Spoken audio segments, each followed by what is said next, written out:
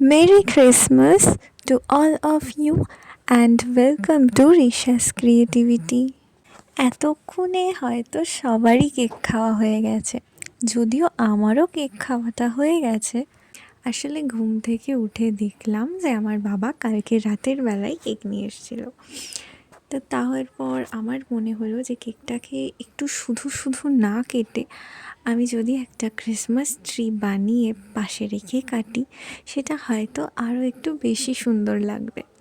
তার জন্য কিন্তু আমি সকাল সকালই বসে পড়েছিলাম ক্রিসমাস ট্রি বানাতে। আর একটা কথা বলি, ভিডিওটাও কিন্তু ভীষণই ক্যাজুয়ালভাবে করা হয়েছে, তাই হয়তো ভিডিওতে ঠিকঠাকভাবে দেখা নাও যেতে পারে। তো তোমরা সেটা একটুখানি ম্যানেজ করে নিও, কারণ প্রথমে তো র্যান্ডামলি ভিডিওটা শ্যুট করেছিলাম, বাট তারপর মনে হলো যে এই ভিডিওটাও আমি শেয়ার করতেই পারি তোমাদের সঙ্গে। এইবার যেহেতু এটা খুব সকালে উঠেই বানিয়েছি, তো আমাকে কিন্তু ঘরে যা যা জিনিস ছিল সেগুলো ব্যবহার করেই বানাতে হতো। তো আমি সামনের ওপরই এরকম একটা কাঠি পেয়ে গেলাম। তো আমার মনে হলো যে এই কাঠিটার মধ্যে দিয়েই আমি ট্রিটা বানাবো।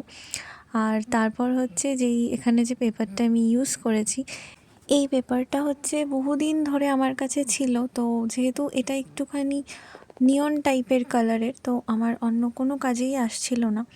তো আমার মনে হলো যে ট্রি বানাতেও আমি এই কাগজটাই ব্যবহার করতে পারি।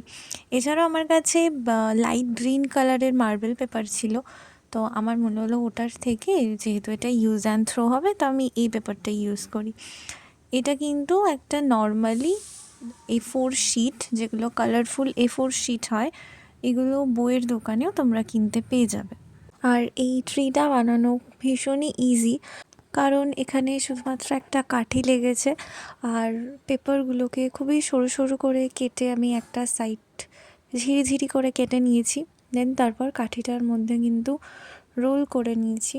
তারপরেই তৈরি হয়ে যাবে আমাদের ক্রিসমাস ট্রি। তো এটা বানানো আমার মনে হয়েছে ভীষণই সহজ, আর এটা খুব তাড়াতাড়িও হয়ে যাবে। আমার এটা বানাতে ওই মোটামুটি 15 মিনিট লেগেছে। তো যেহেতু আমি স্পিডটা ফাস্ট করে দিয়েছি, এখানে রিয়েল টাইমটা তোমরা বুঝতে পারবে না।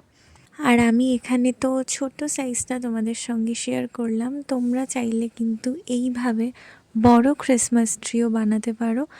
আর এটা আমি কাগজ দিয়ে বানিয়েছিলাম, তোমরা চাইলে কিন্তু গ্রিন কালারের সেলোফেন পেপার ইউজ করে সেভাবেও বানাতে পারো। তাই ছোট্টর মধ্যে ক্রিসমাস সেলিব্রেশনটা কিন্তু এবার সবাই করতে পারবে। তাই যারা এখনও এইভাবে ক্রিসমাস ট্রি বাড়িতে বানাওনি, তারা কিন্তু অবশ্যই এটা চেষ্টা করে দেখতে পারো। আর এই রকম ক্রাফটের ভিডিও দেখতে কিন্তু তোমরা আমার পেজটা লাইক, ফলো বা সাবস্ক্রাইব করতে পারো। আর এই ক্রিসমাস ট্রিটা তোমাদের কেমন লাগলো সেটা কমেন্ট করে অবশ্যই জানিও। টাটা।